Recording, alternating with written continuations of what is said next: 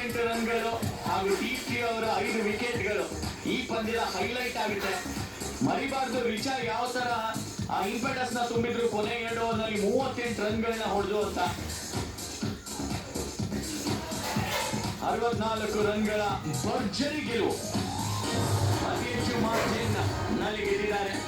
World cup ಅಂತ ಬಂದಾಗ ಭಾರತದವರು ಚೆನ್ನಾಗಿ ಶುರು ಮಾಡಿದ್ದಾರೆ.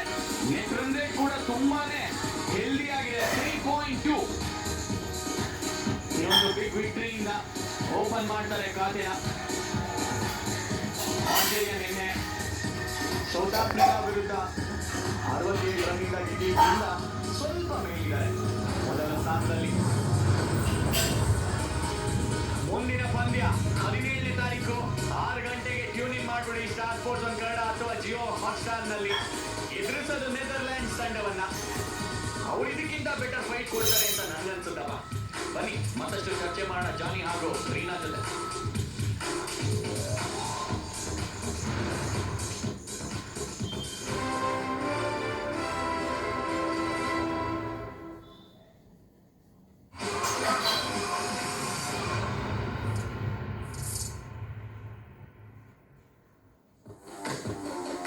ಎಂತಹ ಭರ್ಜರಿ ಗೆಲುವು! ಕ್ಯಾಂಪೇನಿನ ಮೊದಲ ಪಂದ್ಯ ಗೆದ್ದಿರುವುದು. ಈ ಶ್ರೇಷ್ಠ ಹೋಗುತ್ತೆ ಶ್ರೇಷ್ಠ ಆಟವನ್ನ ಡಿಸ್ಪ್ಲೇ ಮಾಡಿರುವಂತಹ one and only Deepti Sharma. ಇದು ಫಸ್ಟ್ 5 ಇವರೇ ಪಡೆದಿರೋದು. ವಿಮೆನ್ಸ್ T20 ಅಂತ